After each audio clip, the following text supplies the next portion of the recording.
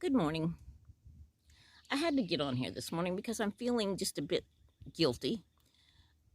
I've been really snarky and a little bit of a sarcastic with the Facebook groups. And I don't want to be a hypocrite because I know that my little theme on my channel is to have manners and be kind.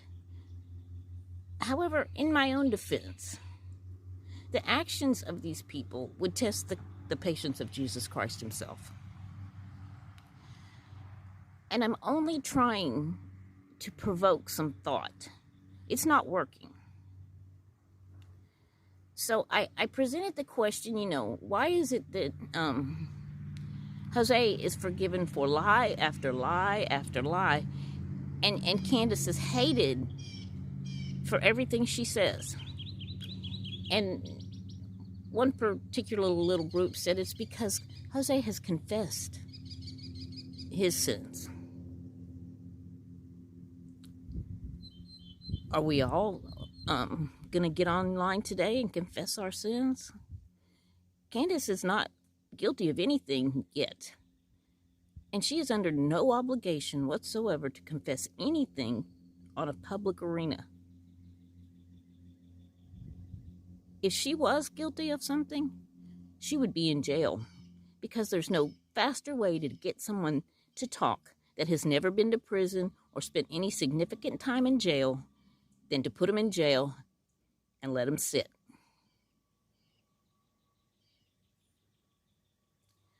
I just want us to do what our Constitution says, and that is we are presumed innocent until we are proven guilty, and she has not been proven guilty. Everything that we've seen about her has been post them taking her children. How she acted when she had possession of her children, we don't know. Could the way we treated her have increased someone with already a substance abuse problem to have a bigger substance abuse problem? Sure, it could. She is already challenged.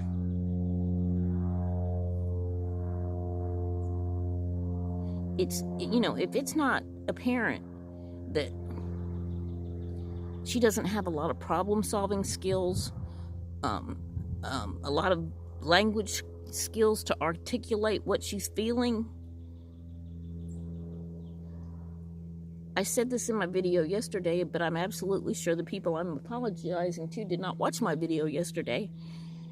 My husband passed 2 years ago. I cried. I went to the funeral. I cried. And then I had to put it up. I had to put it away, because if I wallowed in it day after day, it would paralyze me. I still miss him.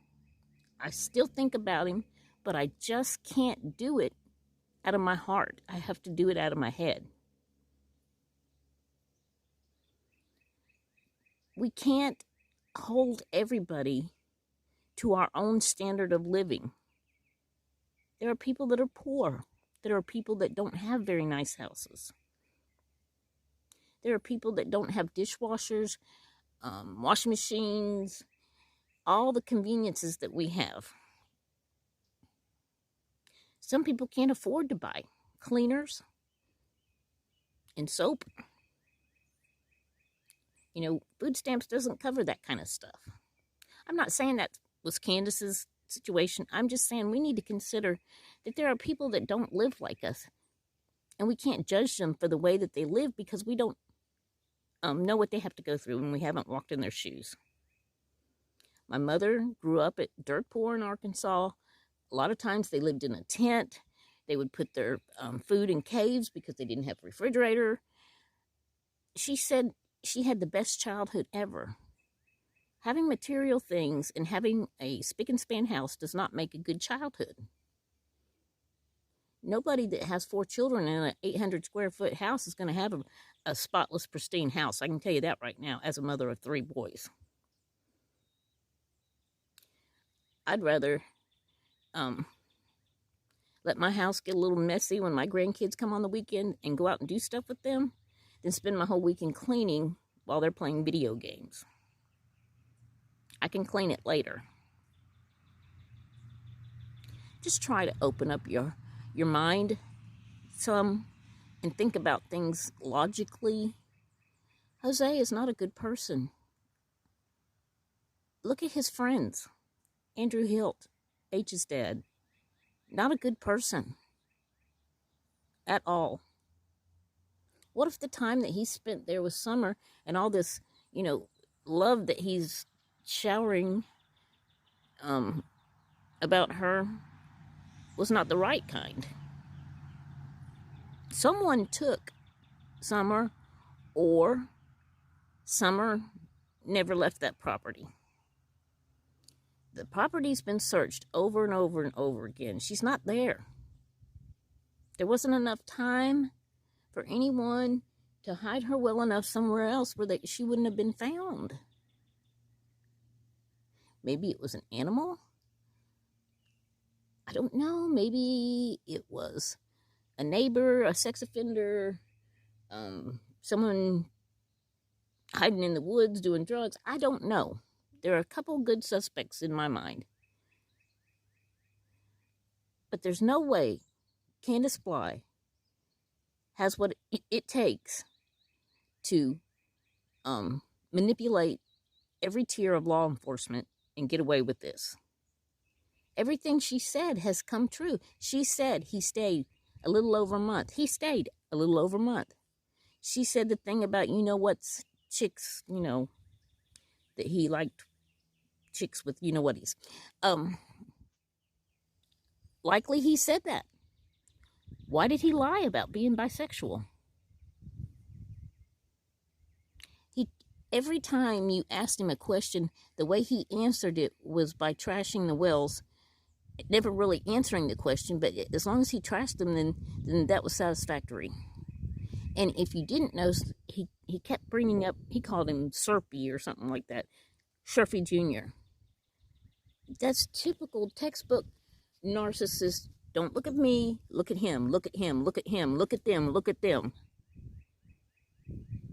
I know you people aren't stupid. I know that. I know you have big hearts and you want to believe in the best of people, but we have to think with our heads, not with our hearts. Because we are really doing Summer a disservice and jeopardizing her justice by throwing out all these accusations, speculations, and rumors about the parents. All right, I apologize again to anybody if I hurt your feelings. That was not my intention. I'm just frustrated. I watched my dad really suffer from losing my brother. He was a medic in Vietnam, and he was sprayed with Agent Orange and developed leukemia. It wasn't a quick death. It was a long, drawn-out suffering. And that was hard on my parents. And my brother went to Vietnam, not because he was all gung-ho fighter and all this stuff. He was the most peaceful person I've ever met in my life, most laid back. It's because he believed in the idea of freedom. And he held it very close to his heart, and he believed he was fighting for freedom for other people. There's probably millions of people that have sacrificed just as equally, and to me it kind of spits in the face of these the sacrifices some people have made so that we can be free to trash the parents